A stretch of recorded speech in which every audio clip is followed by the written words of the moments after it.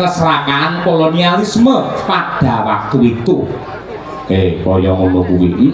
Iya mak iya. Nggih ngiringi klasik ya iso, nggih ngiringi qasidah ya iso, nggih ngiringi rock and roll ya.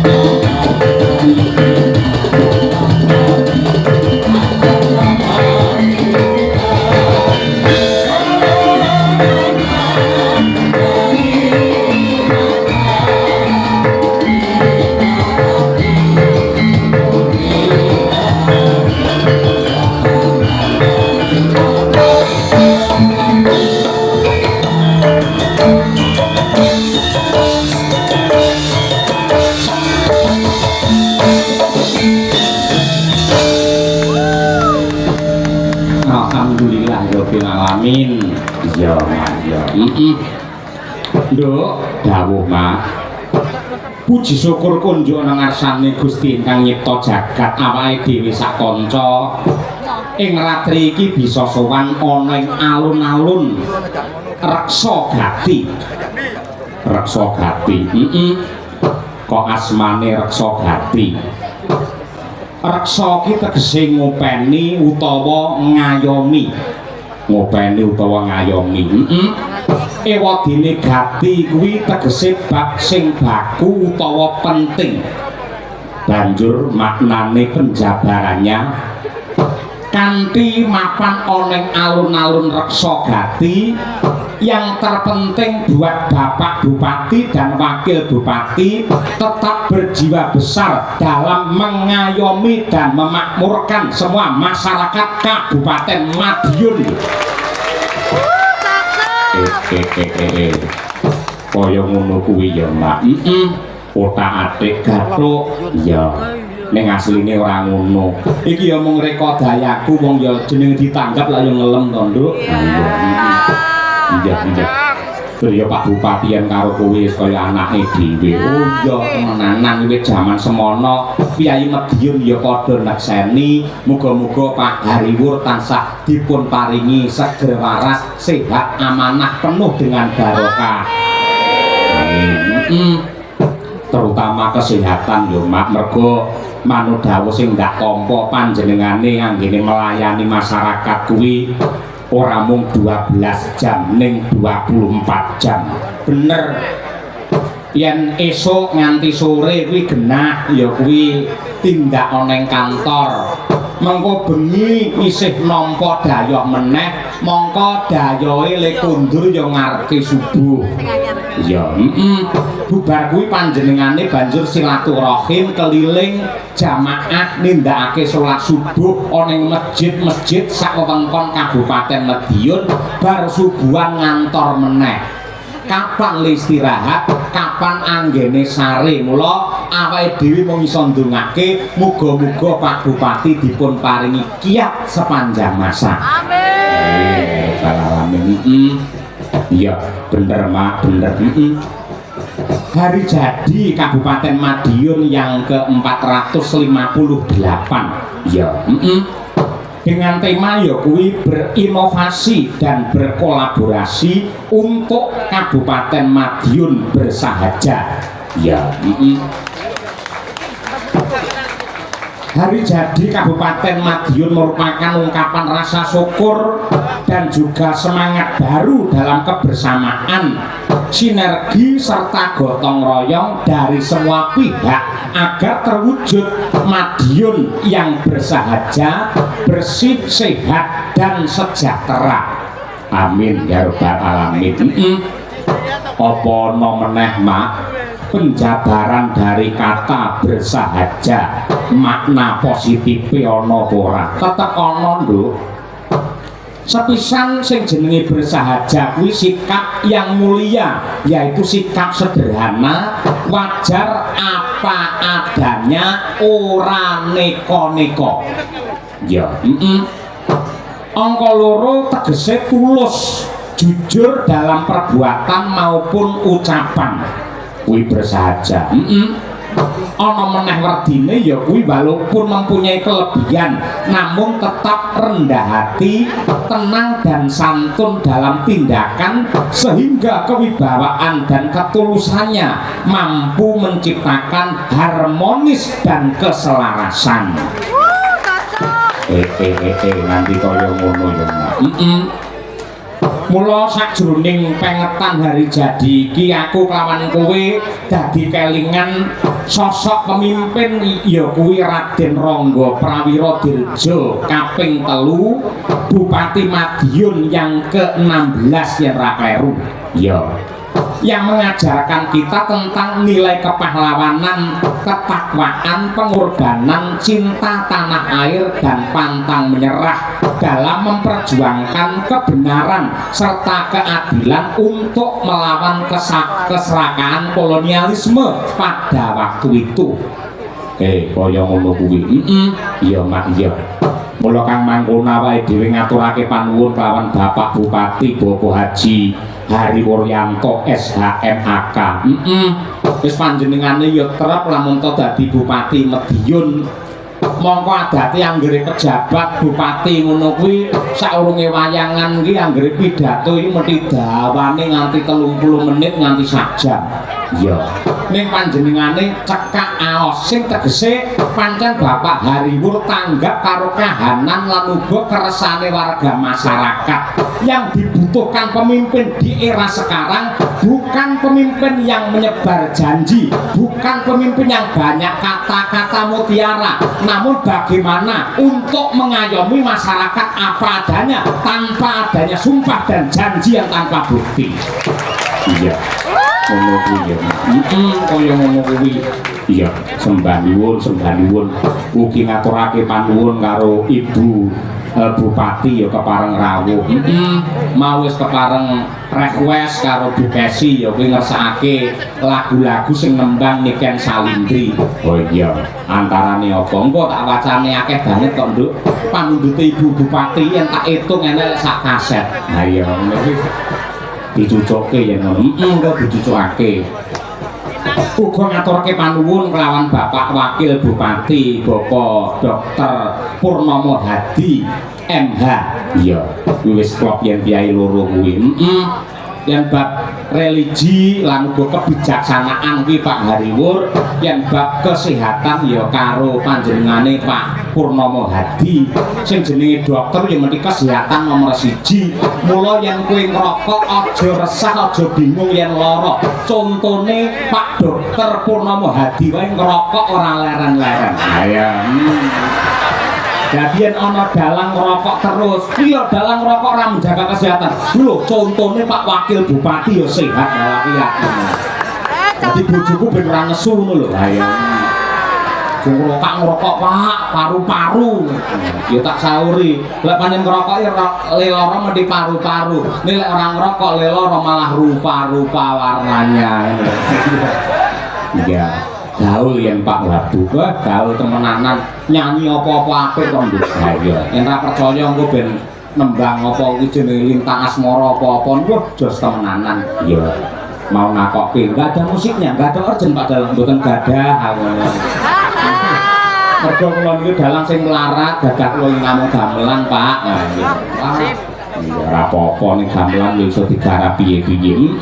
Gamelan ki nggih ngiringi klasik ya iso, nggih ngiringi qasidah ya iso, nggih ngiringi rock and roll ya iso, dangdut ya iso. Aja kok qasidah, aja kok rock and roll. Nggih ngiringi wong mendem ati kok. Ah, ngono kuwi. Ya. Ya matur nuwun langsung pangabekti kagem Mbah Karom Bupati Sepuh ing Madiun. Nggih sembah nuwun Mbah Karom, bekti kula atur mugi tansah pinaringan sehat walafiat. Ugi Mbah Iswanto kuwi ya Mbah Buk Sepuh ya Bapak dan Lanut Iswahyudi. Asmane Bapak Masma Muhtadi Anjar Legowo. Apal karo asmane? Apal. Wis muga-muga panjenengane jare kepareng mirsani wayang engko kena nggih tolok ukur yen pancen cocok, yen pancen karenan penggalihe engko ya lanut ya arepe wayangan. Tak umumne pisan yen nganti kono ra wayangan lak ya isin to kondhane. Sungkem kula Pak dan Lanut. Ugi dumateng Bapak Komandan Korem, Bapak Ketua DPRD Kabupaten Madiun, Bapak Wakapolres, Bapak Dandim, Ketua Umum PSHT Pusat Kang Mas Murjoko, Kang Mas Dirman, iya Pak Mujono Wakil Ketua DPRD. Lan ugi kadang-kadang kula adik-adik kula anak-anak kula saking paguyuban Sinden Muda Madiun Retno Purabaya sing wis nindakake panembrama sore mau sangat hebat luar biasa, generasi ampuh untuk Kabupaten Madiun. Iya, lho temenanan. Terus saiki piye? Saiki ngene, Nduk. Minangka salam pambuka niken ben nembang dhisik. Lah ya, bar kuwi lagi engko Cak Komet dan kawan-kawan. Sing dikersake karo Pak utawa Ibu Wakil Bupati apa? Sik tak golekane nang kene. Lah iki lho. Ibu Bupati karo Bu Wakil ngersakake siji Negara Angin tembang kangen sabar karo Dinok. Lah iya kuwi dikenangani sing karo ning apa sih kan? Dinok luwih dhisik beda kaya apa. Ya dasare sing nembang niken yen nembang Dinok ki ya pas mergo bocahe lemu gede terus yang mlenok. Ayo menika kaya apa? Monggo diaturake salam pambuka Dinok oleh Niken Salindri Kediri punya. Dados.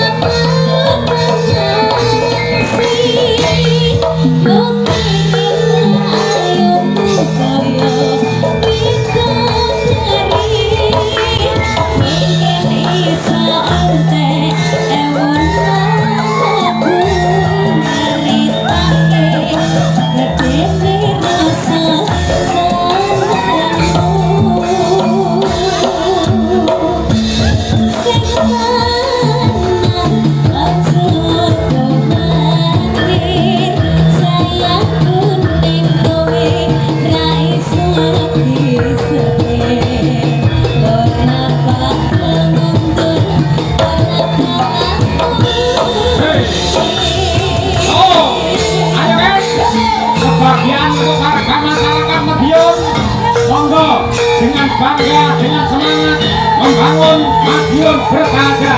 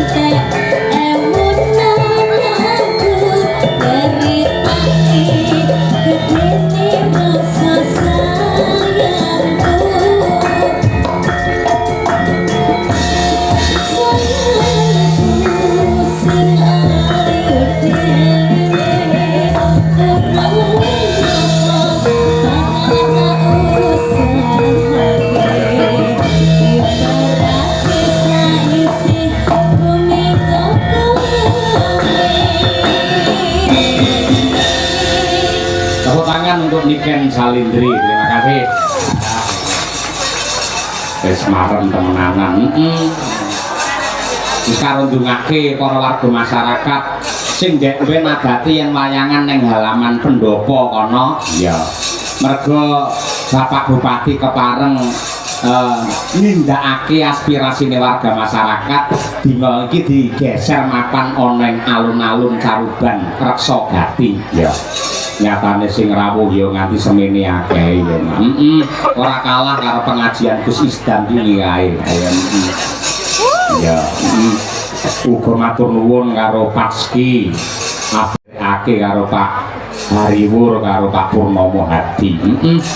Sembah nuwun Mbah katresnanipun. Lah iki awake dhewe sadurunge memberi support nganggo aja dipleroki minggahe Cak Komet.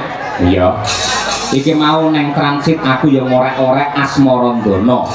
Gandeng mau Madiun maju bangun wis diaturake, panas-panas mlaku wis diaturake, saiki ganti Asmarandana. Iya. Sing nembang sapa? Yen Niken kuwi sinden viral era milenial. Saiki ngaturake sinden viral era kemerdekaan biyen. Ya.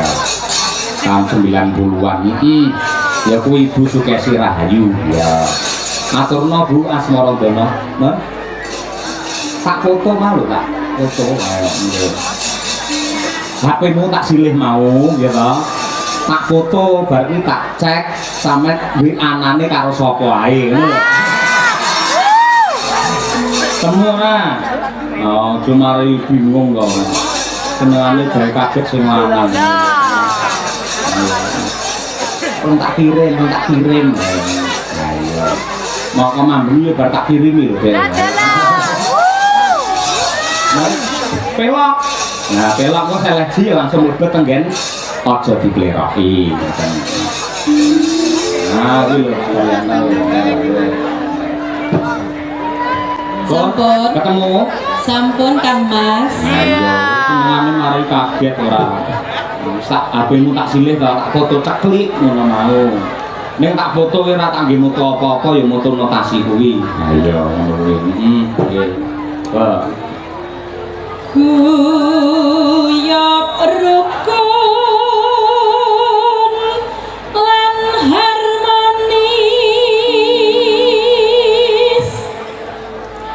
pejabat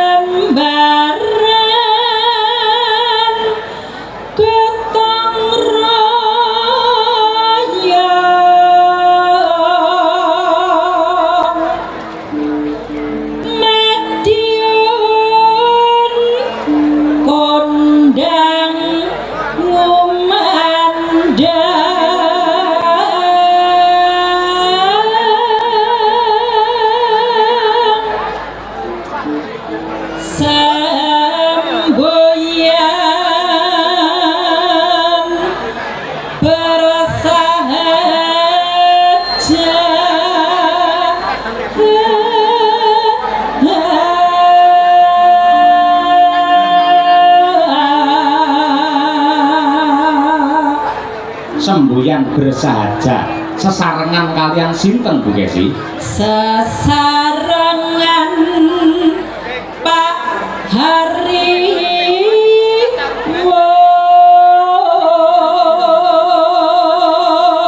Yo masuk aja dipleroki.